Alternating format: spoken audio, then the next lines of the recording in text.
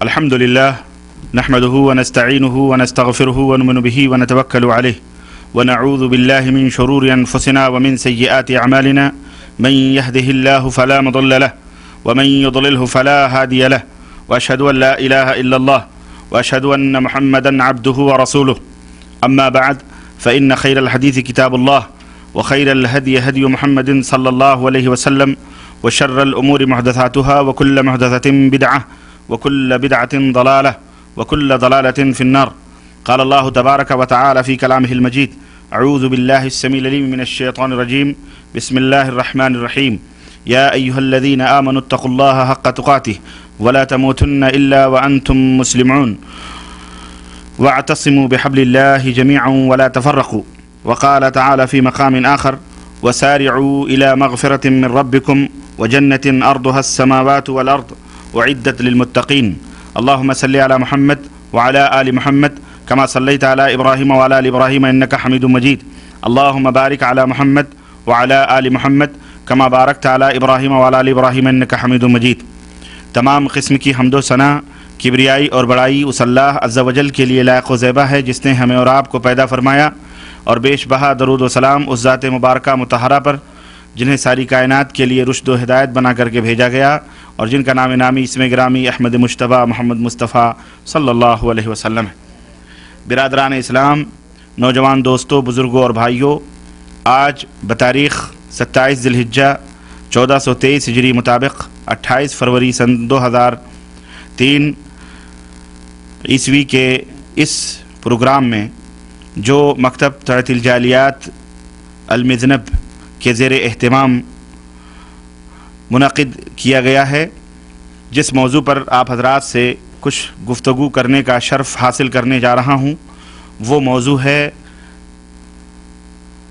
سلامتی کا گھر۔ انشاءاللہ تبارک و تعالی اس موضوع پر میں آپ حضرات سے قرآن و سنت کی روشنی میں کچھ باتیں کرنے کی سعادت حاصل کر رہا ہوں۔ اللہ عز و جل سے دعا ہے کہ اللہ تبارک و تعالی کہنے اور سننے سے زیادہ عمل کی توفیق عطا فرمائے اور ہم سب کو جنت الفردوس میں جگہ عطا فرمائے۔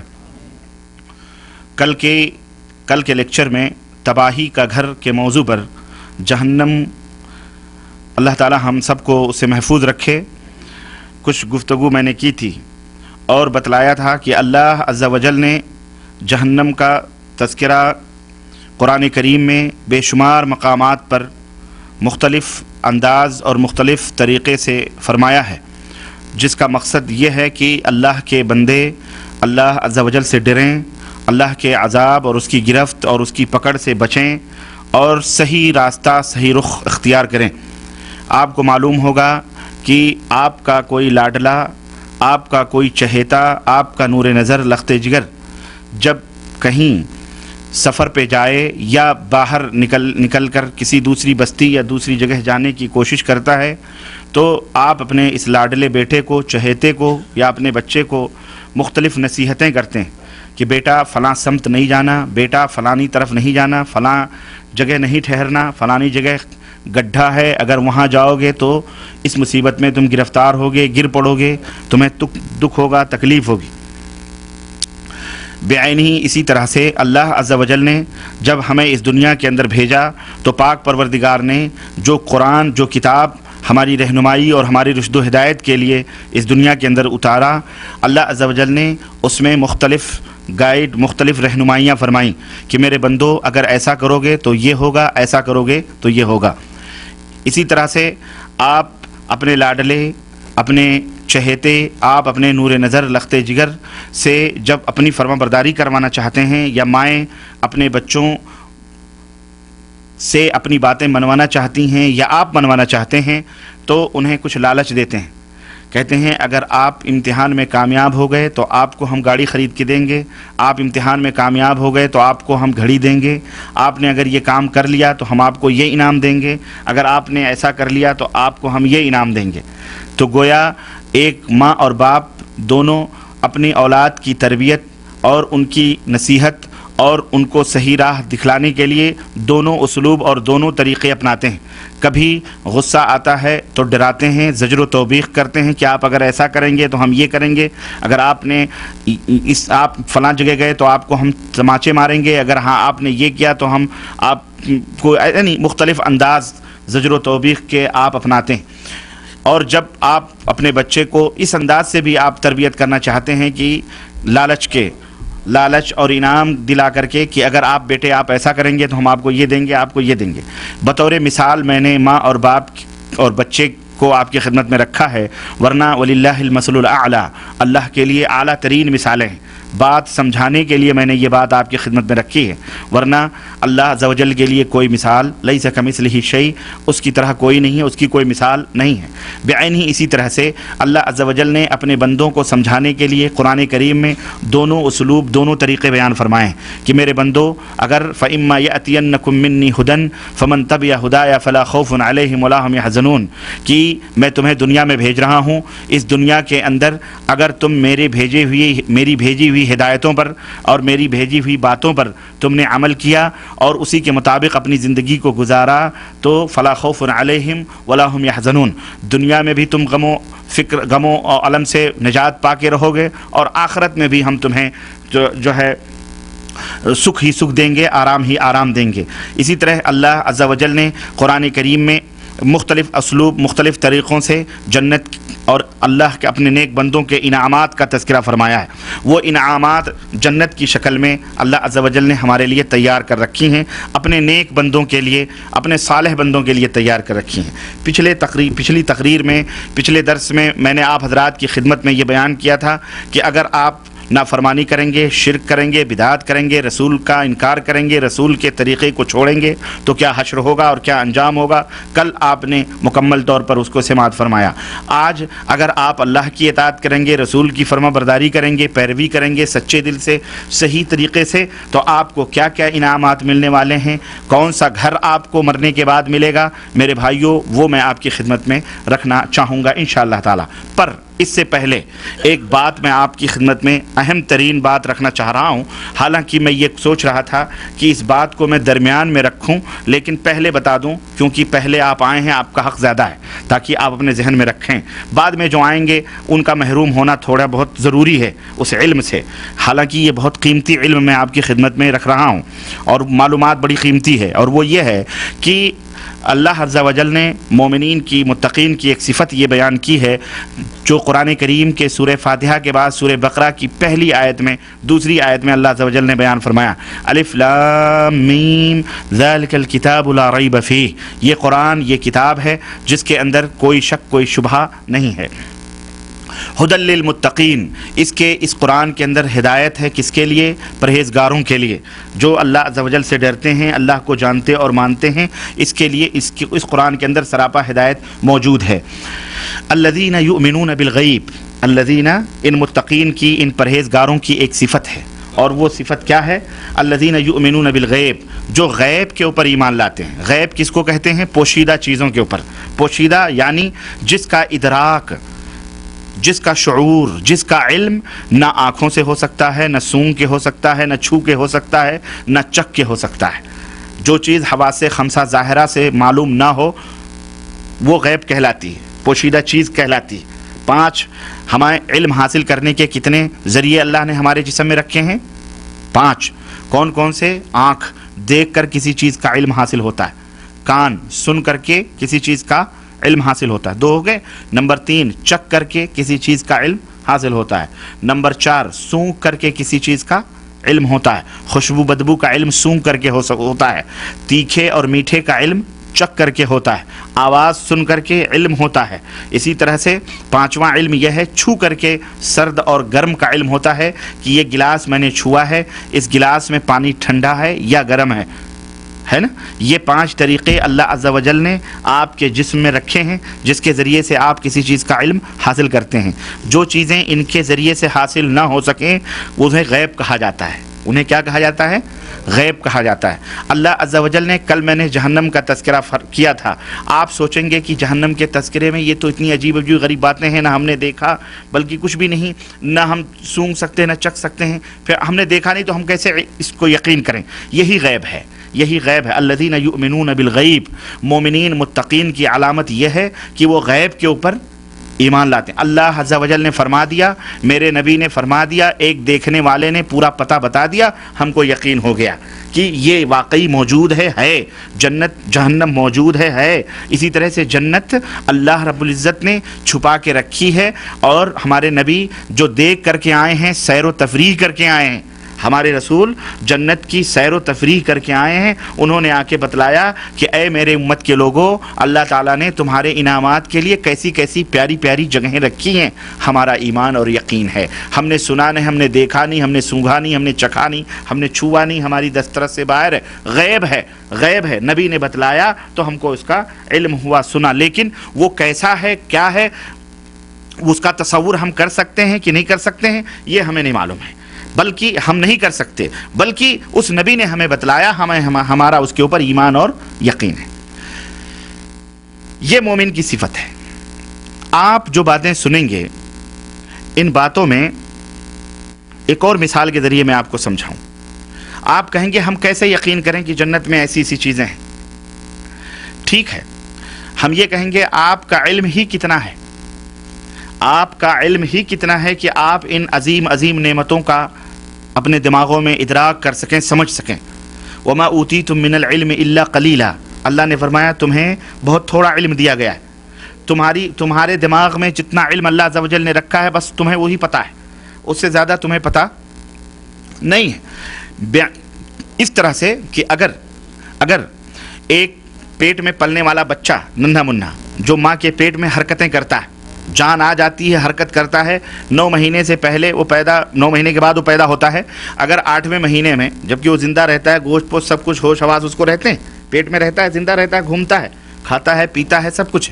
اگر تصور کریں، آپ سوچیں ذرا کہ اگر اس بچے کو اللہ تعالیٰ تھوڑی دیر کے لیے دماغ دے دے، بولنے کا فن دے دے، سننے کا طریقہ دے دے، بھائی مانا کہ آپ جو بات کریں وہ سنیں اور پھر اس کا جواب دے تھوڑی دیر کے لیے، اگر آپ سوچیں وہ بچہ 3 پردوں کے اندر رہتا ہے، ظلمات فوق البعض، بعض کے اوپر بعض تاریکیاں، چمڑے کا پردہ، پھر اندر گوشت کا پردہ، پھر ماں کے رحم کا پردہ، 3 پردوں کی تاریکیوں میں وہ بچہ اندر رہتا ہے۔ آپ اس بچے سے کہیں میرے بیٹے تھوڑے دنوں کے بعد میں، چند مہینوں کے یا چند گھڑیوں کے بعد یا چند گھنٹوں کے بعد، بہت جلد تو ایک ایسی دنیا میں پرویش کرنے والا ہے، نکلنے والا ہے، ایک ایسی دنیا میں آنے والا ہے جو بہت بڑی دنیا ہے، اتنی بڑی دنیا ہے کہ مہینوں سالوں گھومتے رہو دنیا ختم ہونے کو نہیں آ رہی ہے۔ اس ایسی جگہ میں ہم رہتے ہیں، تیرا باپ ایسی جگہ رہتا ہے جہاں پر 50 150 منزلہ بلڈنگیں ہیں، جہاں پر کروڑوں ٹنوں کنٹل کی ٹرینیں چلتی ہیں، جہاں پہ روڈ بنے ہوئے ہیں، جہاں پر گاڑیاں بھاگ رہی ہیں، جہاں پر ہزاروں لاکھوں اربوں لوگ رہتے اور بستے ہیں۔ اس دنیا میں بڑے بڑے سمندر ہیں جس میں بڑی بڑی کشتیاں چلتی ہیں، اس سمندر کا پانی نمکین ہے، بڑی بڑی نہریں ہیں، بڑے بڑے جنگلات ہیں۔ آپ اس بچے سے اگر مخاطب ہوں تو وہ 3 پردوں کی تاریکیوں میں رہنے والا بچہ آپ کے بارے میں کیا تصور کرے گا؟ وہ اگر اللہ اسے زبان دے تو اب وہ 3 پردوں کی تاریکیوں میں محدود جگہ میں رہنے والا بچہ آپ کے بارے میں کیا کہے گا؟ کیوں ابو چھوڑ رہے ہو؟ کیوں چھوڑ رہے ہو؟ کیونکہ میں جس جگہ ہوں یہاں تو ایک 150 منزلہ عمارت کی کوئی گنجائش ہی نہیں ہے، اتنے بڑے سمندر کا تصور ہی نہیں ہے۔ وہ آپ کی باتوں کو تھوڑی دیر کے لیے غلط محسوس کرے گا۔ کیوں کرے گا؟ اس لیے کہ وہ 3 پردوں کی تاریکیوں میں رہتا ہے، اس بیچارے کو اتنا پتہ کہاں ہے کہ اس کے باہر کی دنیا کتنی وسیع، کتنی چوڑی، کتنی کشادہ اور کتنی چیزیں اس کے اندر ہیں۔ وہ سوچ سکتا ہے؟ بولو، وہ بچہ سوچ سکتا ہے؟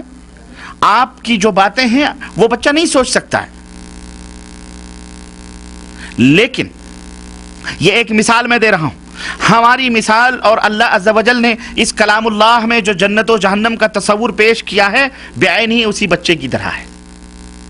بین ہی اسی بچے کی طرح ہے جس بچے کو ایک محدود دائرے میں جگہ ملی ہے اور وہ یہ نہیں سوچ سکتا کہ یہاں 150 منزلہ ورلڈ ٹریڈ سینٹر بھی قائم ہے، یہاں پر بڑے بڑے ملک بنے ہوئے ہیں، یہاں پر بڑی بڑی ٹرینیں، بڑے بڑے ہوائی جہاز فضاؤں میں چل رہے ہیں، بڑے بڑے راکٹ ہیں، بڑے بڑے سمندر ہیں، بڑے بڑے جہاز ہیں، کروڑوں کروڑوں اربوں لوگ اس دنیا کے اندر رہتے ہیں۔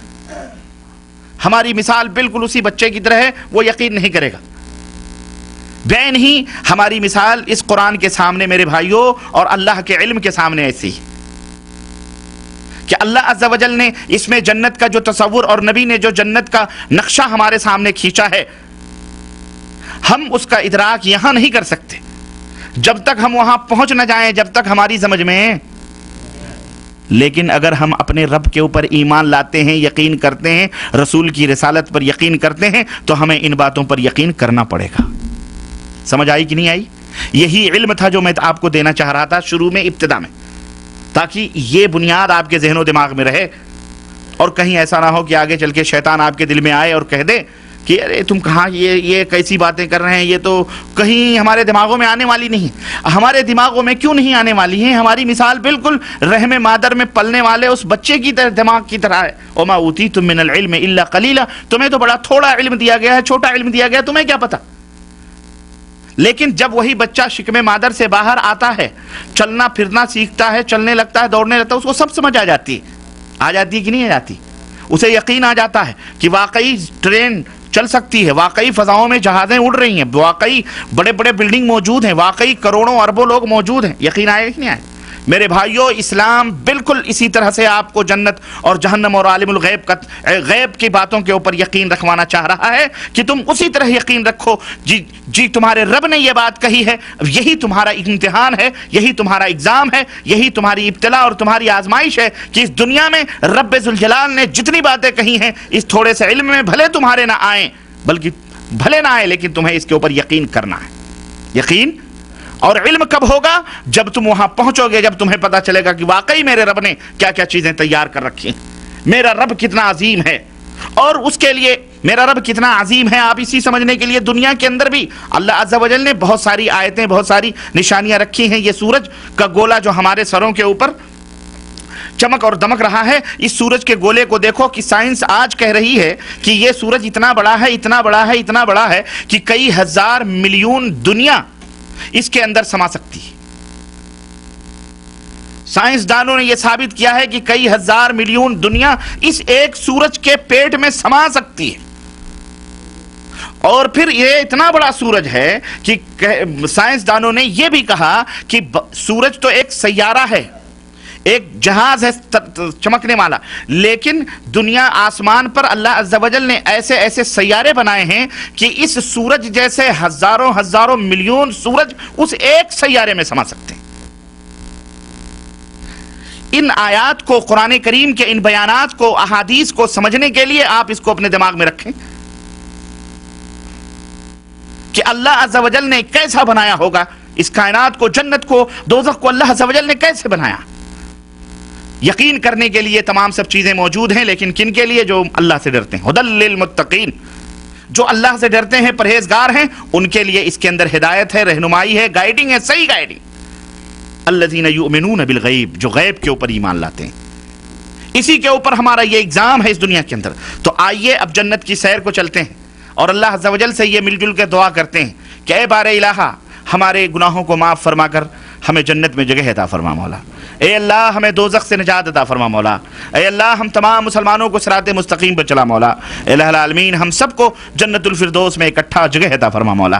آئیے میرے عزیزو، جنت کی سیر کرتے ہوئے ہم چلتے ہیں۔ اللہ عز و جل نے قرآن کریم میں، جیسا کہ میں نے قرآن کریم کی وہ آیت تلاوت کی ہے، اور اللہ عز و جل نے فرمایا کیا کہ وَسَارِعُوا إِلَى مَغْفِرَةٍ مِّن رَبِّكُمْ، اے میرے بندو دوڑ پڑو، سرپٹ دوڑ پڑو، سرپٹ دوڑ پڑو اپنے رب کے اس مغفرت کی طرف، اپنے رب کے اس بخشش کی طرف، وَجَنَّةٍ، اور اس جنت کی طرف، أَرْضُهَا السَّمَاوَاتُ وَالْأَرْضُ، جس کی کشادگی، جس کی چوڑائی اور جس کی وسعت، اللہ اکبر، جس کا پھیلاؤ زمین اور آسمان کے برابر ہے، اس جنت کی طرف، اس جنت کی طرف لپک پڑو تم لوگ۔ اور یہ جنت کس کے لیے تیار کی گئی ہے؟ وعدت للمتقین، وعدت وعدت للمسلمین نہیں، مسلمانوں کے لیے نہیں، بلکہ یہ جنت متقیوں کے لیے تیار کی گئی ہے۔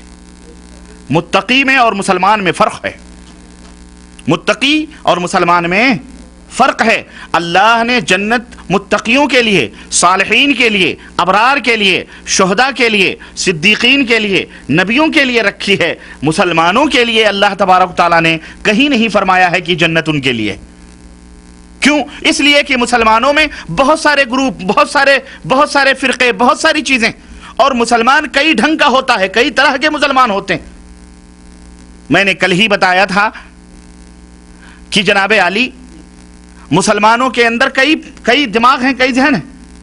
کوئی انسان کو پوج رہا ہے، کوئی مردے کو پوج رہا ہے، کوئی جنات کو پوج رہا ہے، کوئی ٹھٹ پوج رہا ہے، کوئی قبر پوج رہا ہے، کوئی علم پوج رہا ہے، کوئی شدے پوج رہا ہے، کوئی اللہ کو چھوڑ کر غیر اللہ کو آواز دے رہا ہے، کوئی پتھروں کو نفع نقصان کا مالک سمجھ رہا ہے، کوئی سنگ مرمر کے بنائے ہوئے چبوتروں کو نفع نقصان۔ مسلمان کئی طرح کے ہیں، اور کفار اور مشرکین کی تو بات ہی نہیں ہے۔ اس لیے اللہ عز و جل نے آپ الحمد بسم اللہ کے بے سے لے کر الحمدللہ کے الف سے لے کر اور والناس کی سین تک آپ پڑھتے جائیں، کہیں اللہ عز و جل نے نہیں فرمایا کہ مسلمانوں کے لیے جنت۔ ہر جگہ جنت کا جب تذکرہ آیا ہے، اللہ عز و جل نے صالحین، مومنین، صادقین، قانتین، متقین کا تذکرہ فرمایا ہے ان کے لیے۔ اس لیے میرے بھائیوں متقی بنو، اس لیے کیا بنو؟ متقی بنو، پرہیزگار بنو، پرہیزگار بنو، ٹھیک ہے؟ اللہ عز و جل نے فرمایا یہ تمہارے لیے جنت کو ہم نے متقیوں کے لیے تیار کر رکھا ہے، بنایا ہے۔ سورہ آل عمران آیت نمبر 133۔ اور اس میں کوئی شک نہیں کہ ہر بندہ مومن، ہر بندے مومن کو جنت سے محبت ہے کہ نہیں؟ جنت کی خواہش ہے، جنت کی رغبت ہے، جنت کی چاہت ہے۔ یہی وجہ ہے کہ اللہ عز و جل نے صرف جہنم کا تذکرہ نہیں فرمایا، بلکہ اللہ عز و جل نے اس چاہت کا اور اس تمنا اور اس آرزو کا، اور اللہ عز و جل نے اپنے اس انعام کا بھی قرآن کریم میں کھول کھول کر کے تذکرہ فرمایا ہے، اور اسے اللہ کے رسول صلی اللہ علیہ وسلم نے دیکھا ہے۔ اور جہاں پر نبی کریم صلی اللہ علیہ وسلم کے قدم مبارک پڑے ہیں، جنت کی سیر و تفریح اللہ تبارک و تعالیٰ نے اپنے نبی کی کروائی ہے، جہاں رنگ برنگ کی آشائشیں، اور جہاں رنگ برنگ کے میوے، اور جہاں رنگ برنگ کی چیزیں، اور جہاں کشادگی، اور جہاں سکون اور اطمینان ہے۔ انشاءاللہ تبارک و تعالیٰ آج ہم اس کا جو ہے درس لے رہے ہیں، اور آج ہم اس جنت کا مطالعہ کرنے جا رہے ہیں اور پڑھنے جا رہے ہیں۔ سب سے پہلے جنت کے کتنے دروازے ہیں؟ آپ میں کوئی بتا سکتا ہے جہنم کے کتنے دروازے ہیں؟ جزاک اللہ خیر۔ جہنم کے کتنے طبقے اور حصے ہیں؟ 7، اور اس کا نام، اس کا سب کچھ میں نے کل بتلا دیا ہے۔ آج جنت کے کتنے دروازے ہیں؟ 8۔ ایک دروازہ بڑا ہے۔ جنت کے کتنے دروازے ہیں؟ 8 دروازے ہیں، اور ایک دروازے کا نام الریان ہے۔ الریان ہے جسے نبی کریم صلی اللہ علیہ وسلم نے فرمایا کہ یہ دروازہ روزے داروں کے لیے خاص ہے۔ اس دروازے سے صرف روزے دار لوگ اس دروازے سے داخل ہوں گے۔ اور ایک اور دروازہ ہے جو نبی کریم صلی اللہ علیہ وسلم کی امت کے ان لوگوں کے لیے مخصوص ہے جو بلا حساب و کتاب جنت میں داخل کیے جائیں گے، جن کا کوئی حساب و کتاب نہیں ہوگا، بلا حساب و کتاب۔ اللہ تعالی ہمیں انہی لوگوں میں سے بنائے، آمین یا رب العالمین۔ اور جنت کے دروازے کتنے کشادہ اور کتنے بلند و بالا ہیں، اللہ اللہ! اگر ہم اس کا نبی کریم صلی اللہ علیہ وسلم کی احادیث میں اگر ہم اس کا مطالعہ کریں، میرے مسلمان بھائیوں سنو، جنت کا ایک دروازہ اتنا چوڑا ہے، اتنا کشادہ ہے، اتنا لمبا ہے کہ اللہ کے رسول صلی اللہ علیہ وسلم فرماتے ہیں کہ ایک کواڑ، دو کواڑ ہوتے ہیں نا دروازوں کے، اس کواڑ اور اس کواڑ کے درمیان کا جو فاصلہ ہے 40 سال کی دوری، 40 سال آپ چلتے رہیں، جہاں 40 سال آپ کی دوری ختم ہوگی، آپ کا چلنا ختم ہوگا، وہاں ایک دروازے سے دوسرے دروازے تک کی مسافت ہے۔ ایک دروازہ، اس کی چوڑائی، اس کی لمبائی اتنی وسیع اور اتنی چوڑی ہے۔ اور اللہ کے رسول صلی اللہ علیہ وسلم فرماتے ہیں کہ اس پر بھی لوگ فوج در فوج اس میں داخل ہونے والوں کے ہجوم سے، وہ 40 سال کی مسافت کی جو چوڑائی ہے، قیامت کے دن جو لوگ جنت میں جائیں گے فوج در فوج، وہ دروازہ بالکل فل ہو جائے گا، بھرا ہوا۔ اس قدر لوگ جوغ در جوغ جنت کے اندر جائیں گے۔ اور بعض روایتوں میں یہ بھی آیا ہوا ہے کہ جنت کے جو دروازے، جو کنڈا ہے، جو کڑا ہے اس کا، جس کو پکڑ کے ہم کھولتے ہیں وہ سرخ یاقوت کا بنا ہوا ہے، سرخ یاقوت کا، اور سونے کی پلیٹوں میں وہ سرخ یاقوت جڑا ہوا ہے جو جنت کا دروازہ ہے، جیسے نبی کریم صلی اللہ علیہ وسلم نے بیان فرمایا۔ چنانچہ صحیح مسلم کی روایت، اللہ کے نبی فرماتے ہیں کہ جنت کے دروازوں کے 2 کواڑوں کے درمیان 40 سال کے بقدر وسعت ہوگی، لیکن اس پر بھی اللہ کے نبی فرماتے ہیں ایک دن آئے گا کہ تمام مخلوق، اللہ رب العزت کے مخلوقات کے ہجوم سے وہ دروازہ بھر جائے گا، بھر جائے گا۔ 40 سال کی مسافت، ذرا غور کرو۔ اب یہ بات سمجھ میں آنے والی ہے، ہماری اس چھوٹی سی دماغ میں تو نہیں آئے گی جیسے اس بچے کے دماغ میں جو پیٹ کے اندر بیٹھا ہوا ہے، اگر آپ اس سے کہیں کہ 150 منزلے کی بلڈنگ اس دنیا پہ بنی، اس کی سمجھ میں نہیں آئے گی، یہ کہ 150 منزل، ہم تو یہیں گھوم گھوم کے رہتے ہیں۔ لیکن جب وہ بچہ باہر آئے گا تو اسے یقین ہوگا۔ مردانگی اس بچے کی وہ ہے کہ وہ پیٹ ہی میں رہ کے یقین کر لے، ہو سکتا ہے۔ اسی طرح ہماری مردانگی، ہمارا ایمان یہ ہے کہ اس دنیا میں رہتے ہوئے ہم نے نہیں دیکھا ہے، لیکن ایک دیکھنے والے کا کہا مان لیا ہے، ایک دیکھنے والے نے ہمیں یہ خبر دی ہے، اس لیے ہمارا ایمان اور یقین ہے۔ یہی ایمان اور یقین ہمیں جنت میں پہنچانے والا ہے انشاءاللہ تبارک و تعالی۔ چنانچہ اہل جنت سے متعلق نبی کریم صلی اللہ علیہ وسلم نے مزید فرمایا کہ جب اہل جنتی لوگ جنت کے دروازے پر پہنچیں گے تو دیکھیں گے کہ دروازوں کی کڑیاں جو ہے سرخ یاقوت کی ہیں اور جو سونے کی تختیوں کے اندر جڑی ہوئی ہیں۔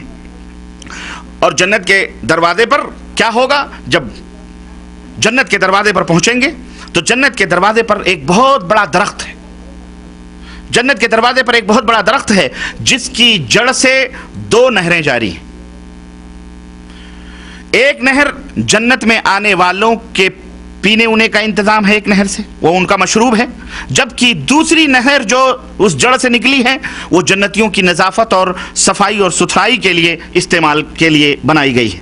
پہلی نہر، اس سے جو لوگ سیراب ہوں گے، پانی پئیں گے تو جنتیوں کے چہروں پر راحت اور تازگی اور اطمینان اور سکون کی لہر اس کے پانی پینے سے دوڑ جائے گی، اور پھر اس ایک گلاس پانی پینے سے، ایک جام پینے سے وہ کبھی پیاسا نہیں ہوگا۔ دوسری نہر سے جنتی لوگ غسل کریں گے، جنت میں داخل ہونے سے پہلے دوسری نہر سے وہ غسل کریں گے، تو غسل کرنے کے بعد میں ان کے جسم کے بال وغیرہ جو ہیں وہ کبھی بھی گندے نہیں ہوں گے، بلکہ سج اور سنور جائیں گے، نکھر جائیں گے، تر و تازہ ہو جائیں گے۔ قرآن پاک میں اللہ عز و جل نے ارشاد فرمایا کہ وَسَقَاهُمْ رَبُّهُمْ شَرَابًا طَهُورًا، اور ان جنتیوں کا پروردگار ان کو نہایت پاکیزہ شراب پلائے گا۔ اور جنت کے دروازوں پر جیسا کہ نبی کریم صلی اللہ علیہ وسلم نے بھی ارشاد فرمایا کہ جنت کے دروازوں پر ایک درخت ہوگا، اس کی جڑ سے 2 نہریں جاری ہوں گی۔ پہلی نہر سے سیراب ہونے والے پر راحت و آرام کی تازگی ان کے چہرے سے عیاں ہوگی، اور دوسری نہر کے پانی سے ہاتھ منہ دھونے کے بعد ان کے بال کبھی بھی پراگندہ نہیں ہوں گے۔ اور پھر جب ہم جنت پہ پہنچیں گے، اللہ کرے ہم سب جنت کے اوپر پہنچیں، جنت کے دروازے پر، تو جب جنت کے دروازے پہ پہنچیں گے تو جنت میں داخلہ ایک بیگ نہیں ہوگا، بلکہ وقفے سے داخلہ ہوگا، اور لگاتار یہ وقفہ لگاتار یہ داخلہ ہوتا رہے گا، اور ہر 2 داخلے کے درمیان ایک طویل فاصلہ ہوگا۔ یہ نہیں کہ بس لائن لگی ہوگی، سیرے میں لگے ہوں گے اور چل، نہیں، بلکہ ایک جھنڈ ابھی جنت میں داخل ہوا، تھوڑے دیر کے بعد وقفہ ہوگا، پھر تھوڑے طویل مدت کے بعد پھر ایک جھنڈ داخل ہوگا، پھر ایک جھنڈ داخل ہوگا، اسی طرح سے۔ کیوں؟ یہ بات اللہ کے رسول صلی اللہ علیہ وسلم سے ثابت ہے کہ غریب مسلمان جو ہوں گے، مومنین متقین پرہیزگار جو ہوں گے، وہ امیروں سے 500 سال پہلے جنت میں داخل ہوں گے۔ اے غریب مسلمانوں، متقیوں، غریب اگر ہو تو پریشان نہ ہو، بشرطے کہ تم متقی بھی بنو، ورنہ ہمارے ہاں تو مسئلہ یہ ہے کہ جو جتنا ہی غریب ہوتا ہے وہ اتنی ہی برائیوں کے اندر ملوث ہوتا ہے۔ واللہ بتلا رہا ہوں، ہم یہاں نوکری کرتے ہیں غریبی کی وجہ سے کرتے ہیں کہ نہیں کرتے، لیکن ہمارے گھروں کے اندر جو شر اور ہمارے کمروں کے اندر جو فتنے ہیں، اگر آپ سب جانتے ہیں، کہنے کی ضرورت نہیں ہے، آپ سب جانتے ہیں۔ ہم غریب ضرور ہیں لیکن ہم پرہیزگار نہیں ہیں۔ یہ ان غریبوں کا تذکرہ ہو رہا ہے جو امیروں سے 500 برس پہلے پہنچیں گے جنت میں، جو اللہ عز و جل کے مطیع اور فرمانبردار ہیں۔ میلے کچلے کمبلوں میں لپٹے ہوئے ہم رہتے ہیں، دک سگریٹ اور بیڑیاں پیتے رہتے ہیں، اذان ہوتی رہتی ہے، لیکن یہ میلے کچلے بسترے، ہم اس سے آزاد ہو کر اللہ کی آواز پہ لبیک نہیں کہتے ہیں۔ بولو ہے حقیقت کی نہیں؟ نماز کا وقت ہوتا ہے، دکانیں یہاں سعودی عرب میں لاک کر دی جاتی ہیں، بند کر دی جاتی ہیں، حکم ہوتا ہے، آرڈر ہوتا ہے، لیکن ہم دکان لاک کر کے, دکان بند کر کے جا کے اپنے کمروں میں بیٹھ کر کے VCR, ویڈیو اور ڈش اور گندی سندی چیزیں دیکھتے ہیں. ہم غریب ہیں جبھی ہم یہاں نوکری کر رہے ہیں, ہم غریب ہیں جبھی ہم یہاں پہ غربت زدہ اپنے ماں اور باپ, اپنے بہن, اپنے وطن سے دور ہو کر کے یہاں چند سکے کما رہے ہیں. لیکن کیا ہمارے اندر یہ صفت بھی موجود ہے؟ اس لیے مسلمانوں یہ صفت پیدا کرو, یہ صفت پیدا کرو. امیروں سے 500 سال پہلے تم پہنچو گے انشاءاللہ. اور کیوں 500 سال پہلے؟ اس لیے کہ امیروں کا حساب و کتاب دھونے میں دیر ہوگی, ان سے حساب و کتاب لیا جائے گا, وہ وہی اٹکے رہیں گے, روک دیے جائیں گے. کہاں؟ چیک پوسٹ پر, چیک پوسٹ کے اوپر روک دیے جائیں گے. لیکن تمہارا کاغذ اوکے ہوگا, یلا مع السلامہ, چلتے جاؤ, چلتے بڑھو. وہ وہی روک دیے جائیں گے کیونکہ ان کا رخصت درست نہیں ہے, ان کی لائسنس درست نہیں ہے, ان کی گاڑی درست نہیں ہے, لائسنس نہیں ہے, فیس نہیں بدلی, یہ نہیں کیا, وہ نہیں کیا, یہاں چوری کی, یہاں چماری کی, یہاں سود کھایا, یہاں حرام کیا, یہاں فلانے کا غصب کیا, یہاں مختلف حساب و کتاب ان کے ہوں گے. لیکن جو غریب ہوگا بیچارہ, زندگی گزار رہا ہوگا, اللہ خیر صلی اللہ, زندگی آگے بڑھا کر کے گزر گیا ہوگا, خلاص اللہ تبارک تعالیٰ اسے پہلے جنت میں داخل فرمائے گا. اللہ عز و جل نے ارشاد فرمایا, وسیق الذین اتقوا ربهم الى الجنة زمرا حتى اذا جاءوها وفتحت ابوابها وقال لهم خزنتها سلام علیکم طبتم فادخلوها خالدین. سورہ زمر آیت نمبر 73. اللہ فرماتا ہے کہ جو لوگ اپنے پروردگار سے ڈرتے ہیں, پرہیزگار ہوتے ہیں, اپنے رب کی تعلیمات کے اوپر عمل کرتے ہیں, پرہیزگار رہتے ہیں, ان کو گروہ گروہ بنا کر جنت کی طرف روانہ کیا جائے گا. گروہ در گروہ, جھنڈ کے جھنڈ ان کو جنت کے اندر داخل کیا جائے گا. یہاں تک کہ جب وہ جنت کے پاس پہنچ جائیں گے, تو داروغ جنت ان کے استقبال میں کھڑا ہوگا, جنت کا دروازہ کھول دیا جائے گا, اور جنت کا داروغہ ان سے کہے گا, السلام علیکم, اے لوگوں تمہارے اوپر سلامتی ہو, اے لوگوں تمہارے اوپر سلامتی ہو, تم بہت اچھے دنیا کے اندر تھے, تو اب اس جنت میں ہمیشہ کے لیے داخل ہو جاؤ, آپ کے استقبال کے لیے. اور صحیح بخاری اور صحیح مسلم کی روایت میں یہاں تک آتا ہے کہ نبی کریم صلی اللہ علیہ وسلم نے فرمایا کہ جنت کے اندر جو جماعت, جو گروہ, جو ٹولی سب سے پہلے داخل ہوگی, ان کی صورتیں, ان کی شکلیں کیسی ہوں گی؟ ان کی صورتیں اور شکلیں 14ویں چاند کے چاند کی طرح چمک رہی ہیں. اور جو گروہ ان کے بعد جائے گا, ان کی صورتیں آسمان کے اوپر جگمگاتے ہوئے ستاروں کی مانند ہوں گی. اور وہ جنتی نہ اس میں پیشاب کریں گے, نہ پیخانہ کریں گے, نہ ان کو ناکوں سے ریٹ وغیرہ آئے گی, کوئی گندگی نہیں آئے گی, نہ جنت میں تھوکیں گے. اور ان کی جو کنگھیاں ہوں گی بالوں کو سنوارنے کے لیے, وہ سونے کی کنگھیاں ہوں گی. کس کی؟ ہمیں تو آج پلاسٹک کی بھی نصیب نہیں ہے. جنت میں سونے کی کنگھیاں ہوں گی, اور ان کے جسم سے جو پسینہ نکلے گا, وہ مشک اور زعفران سے بھی زیادہ خوشبودار ہوگا. اور ان کی جو انگوٹھیاں ہوں گی, اللہ عز و جل جو عطا فرمائے گا, وہ عود کی خوشبودار انگوٹھیاں ہوں گی. ان کی بیویاں جو ہوں گی, وہ بڑی بڑی غلافی آنکھوں والی, خوبصورت آنکھوں والی حوریں ہوں گی, اور سب کی عادتیں ایک سی ہوں گی. جتنے بھی جنتی ہیں سب کی عادت ایک جیسی ہوگی, اور سب کے سب کس کی شکل پر ہوں گے؟ یہاں جو ہماری شکلیں مختلف ہیں, کیا اس طرح سے ہوں گی؟ نہیں, بلکہ سب کی شکلیں تبدیل ہو جائیں گی, اور اللہ تعالیٰ سب کی صورتیں دادا آدم کی شکلوں پر بنائے گا. سب اپنے باپ آدم علیہ السلام کی شکل و صورت کے ہوں گے. اور تمہارے جو قد ہوں گے, قد لمبائی جو تمہارے بدن کی ہوگی, کتنے میٹر کی ہوگی؟ اللہ کے رسول صلی اللہ علیہ وسلم فرماتے ہیں کہ 60 ہاتھ اونچے ہوں گے. کتنے؟ 60 ہاتھ اونچے ہوں گے. 60 ہاتھ اونچے. آج ہم کتنے ہاتھ کے ہیں؟ 3 ہاتھ کے بھی مشکل سے ہوتے ہیں. کوئی 2.5 ہاتھ کا ہے, کوئی 3 ہاتھ کا ہے, کوئی 4 ہاتھ کا ہے. لیکن اس وقت یاد کرو جب جنت میں جاؤ گے تو تمہاری قدیں کتنی لمبی ہوں گی؟ 60 ہاتھ کی ہوں گی. اور تمہاری صورتیں ہماری کس کے مشابہ ہوں گی؟ حضرت دادا آدم کی شکل و صورت کے اوپر ہوگی. اور اہل جنت کے یہ داخلے اور ان کی یہ حیت اور ان کی حسن و صورت کا یہ جو تفاوت دنیا میں ان کی حسن کارکردگی اور اعمال کی قلت اور کثرت پر ہوگا. دنیا میں تم اللہ کی جتنی اوپر پختہ یقین رکھو گے, اور جتنا عمل اچھی طرح سے کرو گے, اور جتنا کثیر عمل کرو گے, اچھا عمل کرو گے, اسی حساب سے وہاں بھی درجات میں تفاوت ہوگا. یہ نہیں کہ سب جنتی ایک ہی پلیٹ فارم پہ کھڑے کر دیے جائیں گے. نہیں, کوئی نیچے رہے گا، کوئی اوپر رہے گا، کوئی اس سے اوپر رہے گا، کوئی اس سے اوپر رہے گا. کیوں ایسا فرق ہوگا؟ یہ فرق اس لیے سے ہوگا کہ دنیا میں جیسے تمہارے اعمال تھے اسی حساب سے تمہیں وہ درجات متعین کیے جائیں. لیکن آپس میں کوئی حسد، کوئی بغض نہیں ہوگا. اب یہ نہ سوچنا کہ چلو کم از کم جنت میں داخل ہو جائیں گے، بھلے نیچے ہی پڑے رہیں گے. بعض لوگ سعودی عرب آنے سے پہلے کہتے ہیں بھیا سعودی بلا لو کھڈی ہی صاف کروانے کے لیے، کر لیں گے. جھاڑو ہی مارنے کے لیے بلوا لو، ہم آ جائیں بس. ہم یہاں سے نکلیں اپنے ملک سے بڑے پریشان ہیں بڑے. لیکن یہاں آنے کے بعد میں اب ان کو بڑی بڑی سوچتی ہے ہمارا آدمی تو ہمارے ملک کا اتنے اونچے عہدے پر ہے، وہ دیکھو کتنا بیٹھ کر کے روٹیاں ہم سے زیادہ ڈبل ٹبل تنخواہیں لے رہا ہے. اب وہ سب بھول جاتا ہے جو وہاں اپنے ملک میں سوچا کرتا تھا کہ ہم تو یہاں تک کہتے تھے کہ جھاڑو مارنے کے لیے بلا لو. اب یہاں آنے کے بعد اب اس کو جب دیکھتا ہے تو کہتا کاش ہم نے بھی یہی کیا ہوتا تو آج ہم یہاں آتے. لیکن اس وقت کوئی افسوس کوئی فائدہ پہنچائے گا؟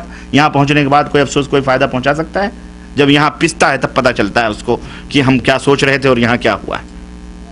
میرے عزیزوں، میرے بھائیوں، اور اسی وجہ سے اسی عمل اور اسی ایمان کی حیثیت سے راحت اور سکون اور آرام کے اندر فراوانی اور کمی اور بیشی ہوگی جو تمہارے نفس کے تزکیے کے نتیجے میں تمہیں میسر آئے گی. اللہ عز و جل نے قرآن کریم کے اندر ارشاد فرمایا کہ وَتَتَلَقَّاهُمُ الْمَلَائِكَةُ هَذَا يَوْمُكُمْ الَّذِي كُنْتُمْ تُوعَدُونَ. سورہ انبیاء آیت نمبر 103. اللہ رب العزت فرماتا ہے کہ اور فرشتے ان جنتیوں کو لینے کے لیے آئیں گے. تمہارے استقبال کے لیے کون مقرر کیے جائیں گے؟ تمہارے غلام، تمہارے خادم، فرشتے تمہارا استقبال کریں گے اور کہیں گے لوگوں یہی وہ دن ہے جس کا تمہارے نبیوں نے تم سے وعدہ کیا تھا. تمہارے نبی نے اسی دن کے بارے میں بتلایا تھا کہ ایک دن مر کر کے یا تو جنت میں جاؤ گے یا جہنم میں جاؤ گے. آج تم نے اپنے نبی کی اتباع کی، پیروی کی اور اپنے نبی کی باتوں کے اوپر عمل کیا تو آج تم کو یہ دن نصیب ہو رہے ہیں. اسی کا وعدہ کیا گیا تھا، یہی وہ جنت ہے. اور سورہ زمر آیت نمبر 73 میں اللہ رب العزت نے فرمایا کہ وقال لهم خزنتها سلام علیکم طبتم فادخلوها خالدین، کہ جنت کا داروغہ ان سے کہے گا تمہارے اوپر سلامتی ہو اور تم وہاں بھی اچھے رہے تو اب جنت میں ہمیشہ ہمیشہ کے لیے داخل ہو جاؤ. اور سورہ رعد آیت نمبر 23 اور 24 میں اللہ رب العزت نے فرمایا والملائکۃ یدخلون علیہم من کل باب سلام علیکم بما صبرتم فنعم عقبی الدار. اللہ رب العزت فرمائے گا کہ فرشتے ہر ایک دروازے سے ان کے پاس داخل ہوں گے. ادھر سے فرشتہ آ رہا ہے، ادھر سے فرشتہ آ رہا ہے، ادھر دروازے سے فرشتہ داخل ہو رہا ہے اور فرشتہ کیا کہے گا؟ سلام علیکم سلام علیکم سلام علیکم. فرشتے جیسے ہم اپنے کسی یہاں مہمان جاتے ہیں تو باپ آ رہا ہے سلام علیکم، بیٹے آ رہے ہیں سلام علیکم، اور خاندان کے لوگ آ رہے ہیں سلام. آپ مہمان ہیں اور سارے آ کر کے آپ کو سلام کر کے جاتے ہیں تو دل کتنا باغ ہوتا ہے کہ ماشاءاللہ ان کا خاندان دیکھو جو بھی آتا ہے وہی سلام کر رہا ہے. کتنے سکون کی جگہ ہے، کتنی خوشی کی جگہ ہے، سب کے چہرے چمک رہے ہیں، دمک رہے ہیں. ایسے ہی ہر دروازے سے فرشتے داخل ہوں گے اور یہ اللہ کے حکم پہ مامور ہوں گے اور اللہ کہے گا جاؤ میرا بندہ آیا ہے جنت میں، اب تم ان کو سلام کرو، سلام ہو، سلامتی ہو، سلامتی ہو. چاروں طرف سے سلامتی کے آوازیں بلند ہوں گی اور جنت کے محلات اور ان کے درجے. اللہ اکبر میرے بھائیوں، اس کی تعریف اور اس کی توصیف میں اس مختصر سے وقت میں تو نہیں بیان کر سکتا، نہ ہی کسی بشر کے ذہن کے اندر اس کا تصور آنا ممکن ہے اور نہ ہی وہاں کے آرام اور آشائش اور اس جگہ کے بارے میں وہ سوچ سکتا ہے کہ کتنی اچھی جگہ اور کتنا اچھا مقام ہوگا. اللہ عز و جل نے فرمایا وَإِذَا رَأَيْتَ ثُمَّ رَأَيْتَ نَعِيمًا وَمُلْكًا كَبِيرًا عَالِيَهُمْ ثِيَابُ سُندُسٍ خُضْرٌ وَاسْتَبْرَقٌ وَحُلُّوا أساور من فضة وسقاهم ربهم شرابا طهورا ان هذا كان لكم جزاء وكان سعيكم مشكورا. اللہ عز و جل ارشاد فرماتا ہے کہ بہشت میں جس طرف بھی آنکھ اٹھائیں گے جنتی، جس طرف بھی ان کی نگاہیں پڑیں گی آنکھ اٹھائیں گے تو کثرت سے اللہ عز و جل کی نعمت اور اللہ عز و جل کی عظیم الشان حکومت کا نظارہ کریں گے. اللہ عز و جل کی سلطنت وہاں دیکھو گے. اور جو جنتی ہوں گے ان کے جسموں کے اوپر کیا ہوگا؟ ان کے جسموں کے اوپر موٹے اور باریک ریشمی کپڑے ہوں گے. ریشم کے کپڑے جو دنیا میں تمہارے لیے حرام ہیں لیکن وہاں تمہارے لیے حلال کر دیے جائیں گے. ریشم کے کپڑے ہوں گے اور ان جنتیوں کو چاندی اور سونے کے کنگن پہنائے جائیں گے، چاندی اور سونے کے کنگن پہنائے جائیں گے، اور ان کا پروردگار ان کو نہایت ہی پاکیزہ شراب مشروب پلائے گا، اور ان سے کہا جائے گا کہ یہ تمہارا بدلہ ہے، یہ تمہارا صلہ ہے، اور تمہاری کوشش اور تمہاری کوششیں اللہ عز و جل کے ہاں مقبول ہوئیں، جو تم نے وہاں صبر کیا، جو تم نے وہاں مشقتیں برداشت کی، جو تم نے رب کی اطاعت اور فرما برداری اور رسول اکرم صلی اللہ علیہ وسلم کی فرما برداری پر جو تم نے وہاں مصائب برداشت کیے ہیں دنیا کے اندر، یہ اس کا صلہ اور اس کا بدلہ، یہ اس کا صلہ اور بدلہ یہاں ہے۔ تو سوچ لو، یہاں پر اللہ اور اس کے رسول کی تعلیمات پر عمل کرنے پر دنیا تم کو بہت تانے، بہت تشنی اور بہت دکھ دے گی، لیکن ان دکھوں کے اوپر جب صبر کرو گے تو اس کا بدلہ تمہیں کہاں ملے گا؟ آخرت میں۔ ورنہ کافروں کی طرح بن کے رہو گے تو تمہیں کوئی دکھ تکلیف نہیں ہوگی، کوئی تکلیف نہیں ہوگی۔ انہی کے ہاں میں ہاں ملاؤ گے، تمہیں کوئی تکلیف ہوگی؟ تمہیں کوئی تماچا مارنے بھی نہیں آئے گا، تمہیں کوئی ایک بات بھی بولنے آئے گا، کہیں گے ہمارے جیسے ہیں۔ لیکن جب اللہ اور اس کے رسول کی تعلیمات کے اوپر عمل کرو گے اور اللہ اور اس کے رسول کے فرمودات کے اوپر چلو گے تو جگہ جگہ تمہارے لیے ابتلا اور آزمائشیں آئیں گی۔ تو بولو، یہ ابتلا اور آزمائش تمہیں منظور ہے یا ان کافروں اور مشرکوں کی طرح زندگی گزارنا تمہیں منظور ہے؟ کون سا مرحلہ تمہیں منظور ہے؟ بولو۔ یہ آزمائش، یہ تانے، یہ طنز، یہ تشنی جو اللہ اور اس کے رسول کی تعلیمات پر عمل کرتے ہوئے تمہیں ملیں گے اور تم اس کے اوپر صبر کرو گے تو اللہ تعالیٰ تمہیں جنت میں جگہ دے گا، ورنہ ایسے جنت میں نہیں جا سکتے تم۔ حفت الجنت بالمکارہ، نبی کریم صلی اللہ علیہ وسلم نے فرمایا کہ جنت کو ناپسندیدگی کے کانٹوں سے گھیر دیا گیا ہے۔ ناپسندیدگی معاشرے میں، ملا جی ہو گئے، داڑھی رکھ لیا تم نے، ملا جی بن گئے، ابھی تو جوان ہو، ابھی کیا ضرورت ہے؟ وہابی ہو گئے، نیاز فاتحہ چھوڑ دیے، مر گیا مردود، نہ فاتحہ نہ درود۔ ارے اس کو دیکھو، یہ دیکھو، یہ تو بد مذہب ہو گیا، یہ تو پتہ ہو گیا۔ قرآن و سنت پہ عمل کر رہے ہو اور تم کو دنیا بد مذہب کہہ رہی ہے، تم کو دنیا تانے دے رہی ہے، تم کو دنیا بائیکاٹ کر رہی ہے، تم سے دنیا رشتے ناطے کٹ کر رہی ہے۔ قرآن و سنت کے اوپر عمل کر رہے ہو، تم کو پتہ نہیں کیا کیا تانے دیے جا رہے ہیں، لیکن تم اگر صبر کرو گے، تم اگر جھیلو گے، برداشت کرو گے اور اپنے رب سے اپنے تعلق کو جوڑو گے تو یہی چیزیں، یہی صبر، جنت، اللہ تبارک و تعالیٰ تمہیں جنت کے صلے میں، جنت کے بدلے میں عطا فرمائے گا۔ میرے عزیزو، اس جنت کی صحیح جو تعریف اور تو اس کی توصیف ہے، ایک ہستی نے بیان فرمائی اللہ کے بعد، اور وہ ہستی کون ہے؟ وہ دیکھنے والے، اس جنت کی سیر و تفریح کرنے والے ہمارے اور آپ کے آخری نبی حضرت محمد الرسول اللہ صلی اللہ علیہ وسلم ہیں، جنہوں نے بحالت بیداری میں بھی جنت کی سیر کی ہے اور خوابوں میں تو کئی دفعہ جنت کی سیر کی۔ اللہ کے رسول صلی اللہ علیہ وسلم جنت کی جب سیر کر رہے تھے، بات آئی ہے تو بتلا دوں۔ بعض لوگ یہ کہتے ہیں اللہ کے رسول مرے نہیں ہیں، استغفر اللہ، صحابہ نے ان کو زندہ ہی قبر کے اندر دفن کر دیا۔ اللہ تعالیٰ ایسے لوگوں کو ہدایت عطا فرمائے۔ اللہ کے نبی جب معراج میں گئے اور جنت کی سیر فرما رہے تھے تو ایک بڑا ہی خوبصورت محل سامنے آیا، تو اللہ کے نبی نے فرمایا کہ جبریل یہ کس کا محل ہے؟ بڑا خوبصورت لگ رہا ہے۔ تو انہوں نے کہا اللہ کے نبی یہ آپ کا محل ہے۔ آپ صلی اللہ علیہ وسلم نے فرمایا کہ میں نے داخل ہونے کا ارادہ کیا تو جبریل نے میری باہیں پکڑ لی اور کہا ابھی نہیں، ابھی اس کے اندر داخل ہونے کا وقت نہیں آیا ہے، ابھی آپ کی زندگی کے کچھ دن باقی ہیں، پہلے وہ دن گزار لیں دنیا میں، پھر اس کے اندر آپ تشریف لائیں گے۔ بولو، اللہ کے نبی سے کہا کہ ابھی زندگی کے کچھ دن باقی ہیں، اس میں تو جب آئیں گے جب وہ زندگی کے دن ختم ہو جائیں گے، یعنی جب آپ کی وفات ہو جائے گی، آپ مر جائیں گے، اس کے بعد آپ اس جنت میں آئیں گے۔ تو اللہ کے رسول صلی اللہ علیہ وسلم نے میرے بھائیو جنت کا نقشہ کھینچا ہے، اور اللہ کے نبی نے فرمایا کہ سب سے اخیر میں جو جنت میں جائے گا اس کا نقشہ اللہ کے نبی نے، سب سے آخری آدمی جو جنت میں جائے گا جسے داخلے کی سعادت ملے گی، اللہ کے رسول صلی اللہ علیہ وسلم فرماتے ہیں کہ وہ شخص کہے گا پاک پروردگار، کھڑے کھڑے انتظار کر رہا ہوں میں یہاں پہ، سب لوگ تو جنت میں چلے گئے ہیں، اے پاک پروردگار ان لوگوں کے ساتھ مجھے بھی شامل کر دے، میں بھی جاؤں جنت۔ آخری آدمی ہوگا، آخری، ان کے ساتھ مجھے بھی شامل کر دے۔ پھر اللہ رب العزت سے حکم دے گا اور وہ کندھا ہلاتا ہوا بڑے فخر سے، بڑی تیزی کے ساتھ جنت کے اندر داخل ہوگا۔ جب لوگوں کے نزدیک وہ آئے گا تو اس کے سامنے موتی کا ایک محل، اس کے سامنے موتیوں کا ایک محل سامنے کیا جائے گا، وہ فوراً وہی سجدے میں گر جائے گا، موتیوں کا محل دیکھ کے سجدے میں گر جائے گا. اس سے کہا جائے گا کہ اللہ کے بندے سر اٹھاؤ, تمہیں کیا ہو گیا ہے؟ سر اٹھاؤ, تمہیں کیا ہو گیا ہے؟ کہو کیا کہنا چاہتے ہو؟ تم نے سجدے میں سر ڈال دیا, کیا کہنا چاہتے ہو؟ وہ کہے گا اے پاک پروردگار, میں نے اپنے پاک پروردگار کو دیکھ لیا, میں نے اپنے پاک پروردگار کو دیکھ لیا, وہ یہی ہے کیونکہ اس نے اسی وعدہ کیا تھا, اسی جنت کا. میں نے اپنے پاک پروردگار کو دیکھ لیا ہے. اس سے کہا جائے گا یہ تمہارا ایک گھر ہے, یہ جو موتیوں کا محل ہے نا, یہ تمہارا ایک گھر ہے. چنانچہ اس کے سامنے ایک شخص آئے گا, ایک آدمی نکلے گا, اور پھر اس آدمی کو دیکھ کر وہیں سجدے میں اللہ کے گر جائے گا وہ بندہ.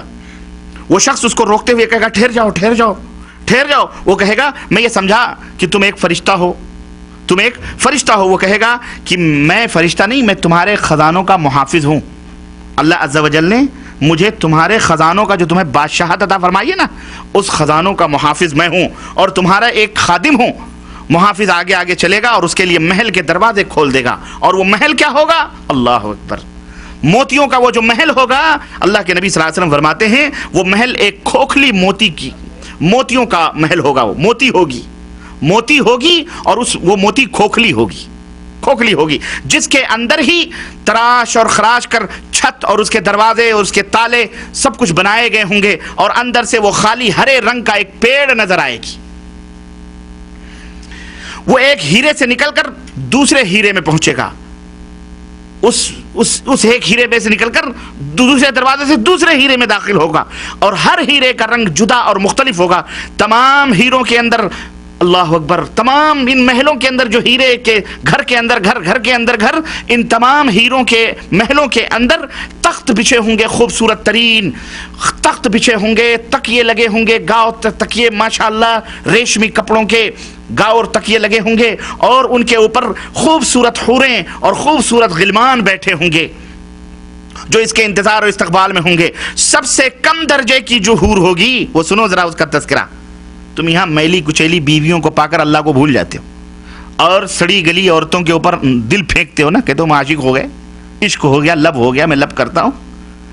سنو, جو جنت میں تمہارے لیے اللہ عز و جل نے تیار کی ہوئی, اور تم رنڈیوں, کھجڑوں, خسروں, طوائفوں کی تصویریں اور فلمیں دیکھ دیکھ کر اپنے وقت کو ضائع کرتے ہو اور اللہ عز و جل سے اعراض کرتے ہو. دیکھو تمہارے مالک نے تم مسلمانوں کے لیے کیا کیا چیزیں تیار کر رکھی, اور نبی نے یہ تمام سب چیزیں کھول کھول کے بیان فرمائیں, تاکہ تم اس دنیا سے اپنا دل نہ لگاؤ. اس دنیا سے اتنا دل لگاؤ جتنا تمہاری ضرورت پوری ہو سکے. بس بقیہ تیاری کس کے لیے کرو؟ اس جنت کو حاصل کرنے. وَسَارِعُوا إِلَى مَغْفِرَةٍ مِّن رَبِّكُمْ وَجَنَّةٍ, اس جنت کی طرف لپک پڑو, پلٹ جاؤ اس جنت کی طرف, دوڑ پڑو. اس جنت کی تیاری, اس جنت کو حاصل کرنے کے لیے اللہ تعالیٰ نے تمہیں اس دنیا میں بھیجا. تو اللہ کے رسول صلی اللہ علیہ وسلم فرماتے ہیں کہ کم درجے کی حوریں جو ہوں گی, ان کی آنکھیں غلافی ہوں گی, خوبصورت غلاف جیسی آنکھیں ان کی حور کی ہوگی, اور ہر بیوی, جو بھی بیوی وہاں تمہاری ہوگی حور, ہر بیوی پر 70 جوڑے کپڑے کے ہوں گے. کتنے جوڑے؟ 70 نہیں, 70 جوڑے کپڑے کے, وہ پہنے ہوئے آرائش اور جمال کے ساتھ, وہ گاؤ تکیہ لگائے ہوئے تمہارے انتظار میں بیٹھی ہوگی. ان کپڑوں کی خاصیت کیا ہوگی اور اس کا جسم کیسا ہوگا؟ اللہ کے نبی فرماتے ہیں کہ ان کپڑوں میں سے ان حوروں کی پڈلیوں کا گودا تک تمہیں نظر آئے گا. اتنی حسین اور اتنی خوبصورت ہوں گی, اس کے گودے تک تمہیں نظر آئیں گے. اب آپ کہیں گے کپڑوں کے بیچ سے گودے کیسے نظر آئیں گے؟ لیکن موجودہ سائنس, موجودہ دنیا نے ہر چیز ہمیں یہ سب یقینی سطح پر لے آئے ہیں. وہ میاں, آپ ایکس رے مشین کے ٹیبل پر لیٹتے ہو کپڑا پہن کر کے, ہیں, تو آپ کی ہڈیوں تک کے گودے تک دکھائی دیتے ہیں کہ نہیں دیتے؟ جب انسان کی بنائی ہوئی یہ عقل اتنی ترقی کر سکتی ہے کہ تم 1000 پردوں میں بیٹھے ہوئے اس تمہارے پیٹ کی تمام سب چیزوں کو وہ ایکس رے مشین بتا دیتی ہے, تو وہ خالق کائنات جس نے اس انسان کو بنایا ہے, اس کے دماغ کا اور اس کی خلقت کا, اس کی تخلیق کا کیا کہنا ہے؟ سمجھ آئی کہ نہیں آئی؟ اب تو اور یقین آئے گا کہ نہیں آئے گا؟ اور یقیناً واقعی سچ ہے. دنیا کے تجربات نے ہمیں یہ بتلا دیا ہے, تو پھر اللہ رب العزت نے جو یہ بیان فرمایا ہے یہ تو اور زیادہ سچ ہے. ایمان کے اندر مزید زیادتی ہوں. گودے تک اس کے نظر آئیں گے حوروں کے. اور تمہارا آئینہ کیا ہوگا معلوم ہے؟ شیشہ جس میں تم اپنے چہرے دیکھتے ہو. اللہ کے رسول صلی اللہ علیہ وسلم فرماتے ہیں کہ اس حور جو بیوی ہے نا تمہاری، اس کا دل، اس کا جگر تمہارا آئینہ ہوگا، اور تمہارا جگر اس حور کا آئینہ ہوگا. وہ تمہیں دیکھ کر سجے سنورے گی اور تم اسے دیکھ کر سجو گے اور سنورو گے. جنتی بھی جب بھی رخ پھیر کر اس کی طرف دیکھے گا، اس کی آنکھوں میں 70 گنا حسن زیادہ پائے گا. ابھی بیٹھ کے وہ دیکھ رہا ہے، پھر ادھر پھیر کر کے پھر جب دوبارہ دیکھے گا 70 گنا دگنا حسن اس کے اندر پائے گا. پھر اس سے کہا جائے گا، اس جنتی سے جب وہ دیکھے گا جنت میں موتیوں کا محل، وہ آخری جنتی کا تذکرہ ہو رہا ہے. یہ سب سے ادنا درجہ حور کا تذکرہ ہو رہا ہے، اور جو اعلیٰ ترین لوگوں کو میسر آنے والے ہیں ان کا کیا کہنا ہے. اس سے کہا جائے گا بیٹھو بیٹھو، وہ بیٹھ جائے گا. اس سے کہا جائے گا کہ 100 سال کی مسافت تک جس چیز پر تمہاری نظر پڑتی ہے، اے اللہ کے بندے، وہ ساری کی ساری چیزیں تیری ملکیت میں، تو ان کا مالک ہے. اللہ اکبر. اللہ تعالی ہم سب کو یہ جنت نصیب فرمائے اور اس سے اعلیٰ جنت نصیب فرمائے. تم کہاں پڑے ہوئے ہو مسلمانوں؟ کہاں سو رہے ہو؟ واللہ تم اسی جنت سے نکالے گئے ہو کہ نہیں نکالے گئے ہو؟ تمہارا اصلی وطن، تمہارے باپ کا، تمہاری اماں کا وطن کون سا ہے؟ جنت ہے. بابا آدم اسی سے نکالے گئے. کس بیس پر؟ اس مردود شیطان کی بنیاد پر. اس خبیث شیطان نے ان کو کیا ہوا؟ فَأَزَلَّهُمَ الشَّيْطَانُ، انہیں پھسلایا تو یہ پھسل گئے. اور آخر نتیجہ یہ ہوا کہ وہ ماں، ہمارے باپ، وہ وہاں ہوتے تو آج ہمیں اس دنیا میں آنے کی کیا ضرورت ہے؟ وہیں پلتے بڑھتے پیدا ہوتے. لیکن اس دنیا میں اس کے بہکانے کی وجہ سے بابا آدم اور اماں حوا بہکی اور یہاں دنیا میں نتیجہ آئے. اب تمہارا اصلی وطن کون سا ہوا بولو؟ دنیا یا وہ آخرت کی جنت؟ آخرت کی جنت. آخرت میں جنت مسلمانوں تمہارا اصلی وطن ہے. اب تم اپنے اصلی وطن کے لیے کوشش کیوں نہیں کرتے ہو؟ کیوں نہیں اپنے اصلی وطن کے لیے جد و جہد کرتے ہو؟ کیوں اس دنیا کی بولو، کوئی جو بھی اس دنیا میں آیا ہے وہ کوئی ایسا آدمی بتاؤ جو ہمیشہ سے ہے اور ہمیشہ رہنے والا ہو؟ کوئی ہے؟ سب کو مرنا ہے. ہم سب اس حقیقت کو جانتے ہیں، اس میں کسی کو کوئی اختلاف نہیں. کھانے پینے میں اختلاف ہو سکتا ہے، رنگ میں اختلاف ہو سکتا ہے، نسلوں میں اختلاف ہو سکتا ہے، ملک میں اختلاف ہو سکتا ہے، زبان میں اختلاف ہو سکتا ہے، لینگویج میں اختلاف ہو سکتا ہے. لیکن موت ایک ایسی حقیقت ہے جس میں ٹونی بلیئر اور جارج بش اور اس کے ابا، اس کے حضور اور فرعون اور شداد، کسی کو اختلاف نہیں. یہ کفار، یہ مشرکین بھی یہ بھی یقین رکھتے ہیں کہ مرنا ہے. اس میں کسی کو اختلاف، سب مر گئے. بڑے بڑے لیڈر آئے، حامان آئے، شداد آئے، فرعون آئے، نمرود آئے. آج کل کے ان جو نمرود فرعون وقت سے بڑے بڑے لیڈر آئے جنہوں نے ظلم کیا، ستم کیا، سب کچھ کیا. یہ کوئی ظلم ستم نہیں ہے. ان سے بڑھ کر کے ظالم اور جابر لوگ آئے اور انہوں نے اس دنیا کے اوپر ظلم اور جبر کیا اور چلے گئے جہنم میں. بڑے بڑے کفار آئے، بڑے بڑے مشرکین آئے، کوئی زندہ رہا؟ سب اس دنیا سے گئے. اب جو انہوں نے کیا ہے وہاں پائیں گے. یہ بات سمجھنے کی ہے، سمجھانے کی ہے، پھر اس یقین کو اپنے دل میں بٹھانے کی ہے کہ جب ہم یہ جانتے ہیں کہ ہمیں مرنا ہے اور اللہ کے سامنے جانا ہے اور ہمیں اس لیے پیدا کیا گیا کہ ہم جنت میں جائیں، تو پھر اس جنت کے لیے ہم کیوں نہیں کوشش کرتے؟ پھر ہم اس سڑی گلی دنیا کی رنگینیوں میں کھو کر اپنی اس جنت کو کیوں ضائع کریں؟ کیوں ضائع کریں ہم اپنی جنت کو؟ کیا صرف لا الہ الا اللہ کہنے سے تمہیں جنت مل جائے گی؟ ہرگز نہیں مسلمانوں، ہرگز نہیں. بلکہ اس لا الہ الا اللہ محمد رسول اللہ کے تقاضے ہیں، اس کے مطالبات ہیں. جب تک ان مطالبات کو نہیں پورے کرو گے تب تک تم جنت میں داخل نہیں ہو سکتے ہو. اور ہم مطالبے ہی میں نل ہو جائیں. اور شیطان اس مردود نے جس طرح ہمارے ابا کو اور ہماری اماں کو جو ہے بھٹکایا، آج وہ ہمارے اوپر سوار ہے اور ہم بھٹک رہے ہیں اس کے بہکانے میں. جبکہ اللہ عز و جل نے فرمایا قرآن کریم کے اندر، دیکھنا اس نے تمہارے باپ کو، تمہاری اماں کو بہکایا ہے، جنت سے نکلوایا ہے. فاتخذوہ عدوا، اس شیطان کو دشمن سمجھنا. ان الشیطان لکم عدو مبین، شیطان تمہارا کھلا ہوا دشمن ہے. آج ہم اس کو کیوں نہیں دشمن سمجھ رہے؟ آج ہم اس کو کیوں نہیں دشمن سمجھ رہے؟ آج ہم صحیح طور پر مسلمان کیوں نہیں بنتے؟ مسلمانوں صحیح طور پر اللہ کے تابع دار کیوں نہیں بنتے؟ ہزاروں اختلافات ہمارے اندر، ہزاروں برائیاں ہمارے اندر. عقیدے تک جو قرآن میں اور نبی کے فرمان میں ثابت ہیں وہ عقیدے بھی ہمارے اندر مختلف ہیں. کیوں؟ کیا اللہ تعالیٰ نے ہمیں انہی عقیدوں کے اوپر اتارا ہے؟ یہ بتاؤ تمہارے ساتھ کوئی تمہاری قبر میں جائے گا؟ تمہارے ماں، تمہارے باپ، تمہارے بھائی، تمہارے والدین، تمہارا پیر، تمہارا فقیر، تمہارا مولوی، تمہارا علامہ، تمہارا مفتی، تمہارا کوئی تمہاری قبر میں جائے گا؟ تم اکیلے جاؤ گے نا؟ تو پھر تمہیں عقل کیوں نہیں آتی؟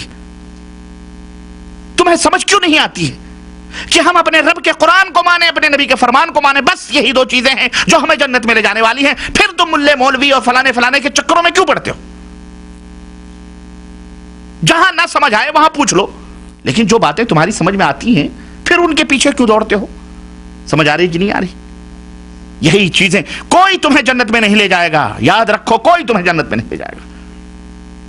تمہارے مال، تمہارے اہل و عیال اسی دنیا میں رہ جائیں گے، اور تمہارا ایمان اور تمہارے اعمال وہاں جائیں گے۔ تم سے ان فرقوں، ان جماعتوں، ان گروہوں، ان ٹولیوں نہیں پوچھا جائے گا۔ تم سے 3 سوالات ہوں گے قیامت جو ہے مرنے کے بعد قبر کے اندر۔ من رب کا، تمہارا رب کون ہے؟ تمہارا ایمان پوچھا جائے گا سب سے پہلے۔ ما دین کا، تمہارا دین کون سا تھا؟ حنفی تھے، شافعی تھے، مالکی تھے، حنبلی تھے، قادیانی تھے، بہائی تھے، مرزائی تھے، خواجہ تھے، شیعہ تھے، فلاں تھے، فلاں تھے، پوچھا جائے گا۔ بولو یہ جنت کے دعوے دار ہیں کہ نہیں دعوے دار ہیں؟ کسی قادیانی کو کہہ کے دیکھ لو تو جہنم میں جائے گا، الٹا چماٹ کھینچ کے مارے گا، کہے جنت کا ٹھیکیدار تو ہم ہی۔ کسی رافضی شیعہ سے کہہ کے پوچھو کہ تو جہنمی ہے، چماٹ کھینچ کے مارے گا، اسے جہنم سے نفرت ہے۔ لیکن آپ سمجھتے ہیں کہ وہ جہنمی ہے، کہتے ہیں کہ نہیں کہتے ہیں؟ کسی خواجہ، کسی بہائی، کسی مرزا سے پوچھیں، آپ اپنے آپ کو بھی مسلمان کہتے ہیں۔ لیکن پھر یہ اختلاف کیوں ہے؟ یہ اختلاف کی وجہ کیا ہے؟ اس اختلاف کی وجہ صرف یہ ہے کہ قرآن و سنت کو ہم نے ترک کر دیا، اور اپنا ایمان، اپنا عمل، اپنا عقیدہ اس کو سب اٹھا کر کے مولویوں کے کندھوں پہ ڈال دیا۔ اب جن کی جماعت کا مولوی جو کہتا ہے وہ اس کے اوپر چلتے ہیں، اور یہ سمجھتے ہیں کہ یہ مولوی ہمیں پار کر دیں گے بیڑا۔ ایسا نہیں ہو سکتا۔ اس حقیقت کو سمجھو مسلمانوں، اس کو سمجھو۔ اور پھر اس کے بعد میں یہ ایک مصیبت تو ہے ہی اپنے درمیان، دوسری مصیبتیں ہماری بدعمالیاں، ہماری بدعمالیاں۔ ہم کسی بھی جماعت سے تعلق رکھتے ہیں، شراب ہم پیئیں، زنا ہم کریں، چوری ہم کریں، مشرکوں اور بد مذہبوں اور برے لوگوں کے صحبتوں میں ہم بیٹھیں، سب کچھ ہمارے عیب اور سب برائیوں میں ہم ملوث ہیں۔ نماز ہم نہ پڑھیں، روزہ ہم نہ رکھیں، حج ہم نہ کریں، زکوٰۃ ہم نہ دیں، جو مطالبات اللہ عز و جل کے ہیں سب ہم چھوڑے بیٹھے ہیں۔ غیبت ہم کرتے ہیں، چغلی ہم کرتے ہیں، لوگوں کو قتل ہم کرتے ہیں، لوگوں کو خون ناحق ہم بہاتے ہیں، لوگوں کے مال ہم غصب کرتے ہیں۔ ساری عیوب، ساری برائیاں تو ہمارے اندر موجود ہیں۔ پھر کیسے تمہیں جنت ملے گی مسلمانوں؟ کیسے ملے گی؟ بیدار ہو، جاگو جاگو مسلمانوں، جاگو۔ وسارعوا الى مغفرة من ربكم وجنة ارضها السماوات والارض۔ کسی کو مت دیکھو، تم اس دنیا میں کسی کو دیکھ کر کے نہیں آئے ہو، اور نہ ہی کسی کو دیکھ کر کے تم مرو گے، کہ مرو گے کسی کو دیکھ کر۔ تنہا آئے ہو، تنہا اللہ عز و جل کے یہاں جاؤ گے، اور تنہا تمہیں حساب و کتاب دینا پڑے گا۔ تو پھر اپنے اپنے اعمال کا محاسبہ کرو، اپنے اپنے ایمان اور عقیدے کا محاسبہ کرو، اور اپنے ایمان اور عقیدے کو قرآن و سنت کے اوپر پیش کرو، تجدید کرو، تجدید کرو۔ یہ نہ سوچو ہمارے باپ دادے، ہمارے مولوی صاحب نے جو بتلایا ہے، علامہ صاحب نے، بس وہی صحیح ہے۔ اس قرآن میں جو لکھا ہے اس کے مطابق جو ہے وہ صحیح ہے، اس حدیث میں جو لکھا ہے اس کے مطابق جو ہے وہ صحیح ہے، باقی سب باطل ہے، باقی سب باطل ہے۔ یاد رکھو، حق اللہ کی بات ہو سکتی، فإن خیر الکلام کلام اللہ۔ سب سے حق بات کس کی ہے؟ اللہ کی۔ اور سب سے بہترین حدیث، سب سے بہترین تعلیم کس کی ہے؟ حضرت محمد رسول اللہ صلی اللہ علیہ وسلم کی۔ اس لیے مسلمانوں ہوش کے ناخن لو، اللہ کے لیے اللہ سے ڈرو۔ تو اللہ رب العزت اس طرح سے میرے بھائیوں جنت کے اندر یہ آخری شخص ہوگا جو اس طرح سے جنت میں جائے گا۔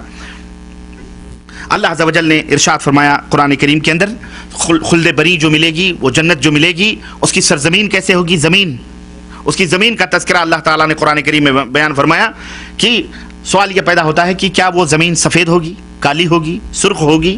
کیا وہاں کنکریاں رنگ رنگ کے سنگریزے ہوں گے وہاں پہ رنگ برنگے؟ کیا وہاں کی عمارتیں، وہاں کی دیواریں انتہائی دلکش اور خوبصورت اینٹوں سے چنی ہوئی ہوں گی؟ اور اینٹوں کو جوڑنے اور جمانے کے لیے کیا استعمال کرنے والا گارا کیا ہوگا، مٹی کیا ہوگی جس کو استعمال کیا جائے گا؟ وہ تمام سب چیزیں اللہ کے رسول صلی اللہ علیہ وسلم نے جو چند لمحے انہوں نے جنت کے اندر گزارے ہیں، اور جنت کی سیر و تفریح کرنے کے بعد میں ہمارے نبی نے جو ایک ایک چیزیں دیکھی ہیں وہ اپنی امت کے سامنے بیان کرتے ہیں اور بیان فرماتے۔ مسند احمد کی یہ روایت کہتے ہیں، اور ترمذی اور دارمی کے اندر بھی یہ روایت آئی ہوئی ہے کہ نبی کریم صلی اللہ علیہ وسلم نے فرمایا کہ جنت کی جو اینٹیں ہیں جو دیواریں چنی گئی ہیں وہ اینٹیں سونے اور چاندی کی اینٹیں بنی ہوئی ہیں.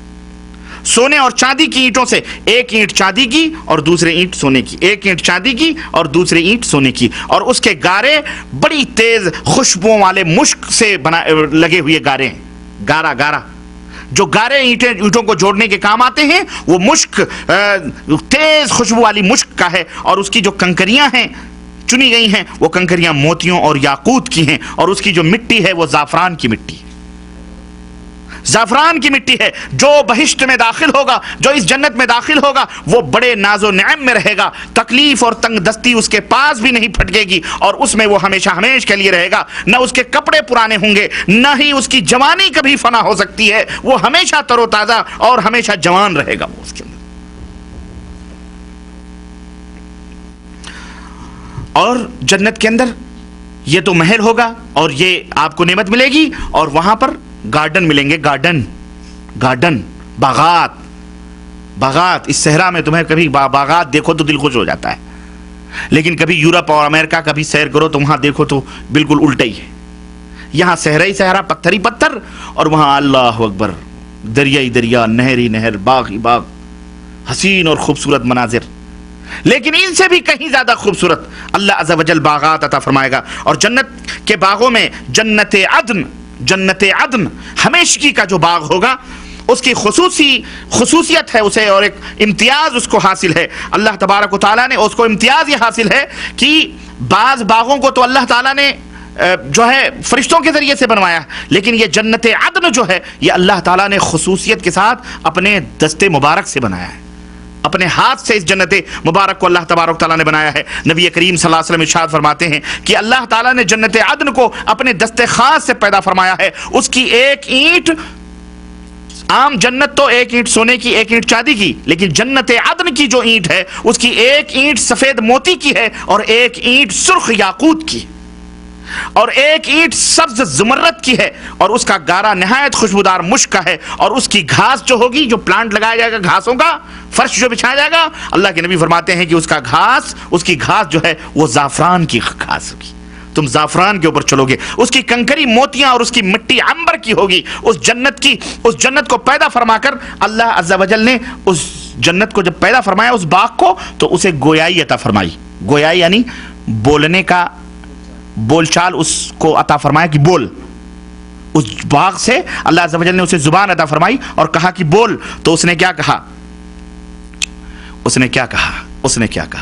قرآن میں اللہ کے رسول صلی اللہ علیہ وسلم فرماتے ہیں، سورہ مومنون میں آپ پڑھ جائیں، سورہ مومنون میں اللہ عز و جل نے اس کا تذکرہ کیا. وہ جنت عدن جو ہے نا، وہ جب اللہ تعالیٰ نے اس کو گویائی عطا فرمائی تو اس نے کیا کہا اپنی زبان سے؟ اس نے کہا قد افلح المؤمنون. سنو، قد افلح المؤمنون. اور وہ پوری صورت، پوری آیتیں اس کے اندر تحقیق کی، بے شک ایمان والے کامیاب ہو گئے.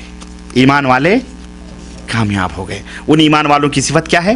یہ سورہ المومنون. اس جنت نے کیا کہا؟ اس جنت عدن نے اپنی زبان سے کہا قد افلح المؤمنون، کہ مومن کامیاب ہو گئے. کون سے مومن ہیں وہ؟ مومن کون ہیں؟ سنو، اللہ فرماتا ہے الذین هم فی صلاتهم خاشعون. ان کی صفت یہ ہے کہ وہ اپنے نمازوں میں خشوع اور خضوع اختیار کرتے ہیں، دل سے نماز پڑھتے ہیں. یہ نہیں کہ ہاتھ باندھے کھڑے ہیں، ادھر دیکھ رہے ہیں، ادھر دیکھ رہے ہیں، ادھر دیکھ رہے ہیں. یہاں ہے سجدے میں سر ہے اور نظر کہاں کہاں گھوم رہی ہے، دل کہاں کہاں بھٹک رہا ہے. نہ، دل سے نماز پڑھتے ہیں، اللہ کی رضا اور خوشنودی کے لیے نماز پڑھتے ہیں، ان کے لیے. اور کچھ لوگ تو نماز ہی نہیں پڑھتے، ان کو یہ جنت ملے گی؟ نہیں ملے گی. الذین هم فی صلاتهم خاشعون، جو اپنی نمازوں میں خشوع کرتے ہیں. والذین هم عن اللغو معرضون، اور وہ مومنین جو لغویات سے اپنے منہ موڑ لیتے ہیں، فالتو باتیں، لغو، حرام چیزوں سے دور رہتے ہیں. بیٹھ کے ان کی غیبتیں، ان کی چغلیاں، ان کی برائیاں، وہ حکومت، وہ فلسفے، وہ امریکہ، وہ یورپ، دنیا بھر کے علم گلم قیاس آرائیاں، گھوڑے دوڑاتے ہیں، لغو، بے حیائیاں، بے شرمیاں اپنی زبانوں سے بکتے ہیں. یہ لغو چیزیں ہیں، یہ بیکار چیزیں. اتنی دیر میں تم قرآن پڑھو، اتنی دیر میں نبی کے فرمان کو سنو، اتنی دیر میں تم اللہ رب العزت کے ذکر کرو، سبحان اللہ والحمدللہ ولا الہ الا اللہ پڑھو، اور تکبیر اللہ رب العزت کی بلند کرو. جتنی دیر میں تم لغو فضول چیزوں میں، فلمیں، یہ وہ دنیا اور اب تو آ رہا ہے کرکٹوں کا زمانہ، کرکٹوں کا. ہاں ان ذلیلوں نے بھی کیا کیا گیم کھیلے تمہیں گمراہ کرنے کے لیے. ون ڈے میچ رکھا ہے، میں نے سنا ہے ون ڈے میچ رکھا ہے. کب بولو؟ ہاں کل ہے. ہاں دیکھو کتنی عاقبتیں تم برباد کرتے ہو. اور ان ذلیلوں نے فتن و فساد مسلمانوں کو کٹانے کے لیے کیسے کیے ہیں. آج ہی سے ان کے فریب کار، میں فلانے کا فین ہوں، میں فلانے کا فین ہوں، میں فلانے کا فین ہوں، آج ہی سے ابتدا ہو جائے گی. اور مشینیں، ڈش اور پتہ نہیں تیاریاں ہو رہی ہوں گی اسپیشل طور پر، تاکہ کہیں کوئی خاص ان کی آنکھوں سے اوجھل نہ ہو. ایسے بھی دیوانے موجود ہیں. کریں گے کہ نہیں کریں گے؟ نماز کہاں ہے؟ اذان کہاں ہے؟ اللہ کہاں؟ رسول کہاں؟ تعصب. کوئی اپنے ملک کے نعرے لگا رہا ہوگا، کوئی اپنے ملک کے نعرے لگا رہا ہوگا. اللہ دونوں کو اللہ تعالیٰ ذلیل فرمائے. بولو آمین. اللہ دونوں کو ذلیل فرمائے. ہمارے ملکوں میں بڑے بڑے لیڈر پارلیمنٹ میں بیٹھ کر کے ایسی بحثیں کرتے ہیں. اور ایک لیڈر کا بیان ہم نے سنا، کسی نے کہا، پڑھا نہیں، کسی نے کہا کہ اس نے کہا کہ ہم کچھ نہیں چاہتے ہیں، تم فلانے ملک کو ہرا کے چلے آؤ، بس ہمیں یہی چاہتے ہیں. ابے ذلیل، تجھے ایک ملک نہیں چلا سکتا تو. لوگ بھوکوں مر رہے ہیں، لوگ پیاسوں مر رہے ہیں، عوام الناس بیچاری تعلیم سے بے بہرا ہے، اور دنیا تجھے ذلیل کر رہی ہے، اور تجھے کرکٹوں کی پڑی ہوئی ہے ان ذلیلوں کے کھیلوں میں. واللہ یہ حرام ہے یہ کھیل، یہ حرام ہے. یاد رکھو یہ حرام ہے. یہ یہود و نصارہ کی سازشیں ہیں جو تم کو اس طرح سے گمراہ کر کے رکھی ہوئی. حرام ہے، اور اس کے اندر جو لوگ شریک ہوں گے وہ حرام کاری کریں گے.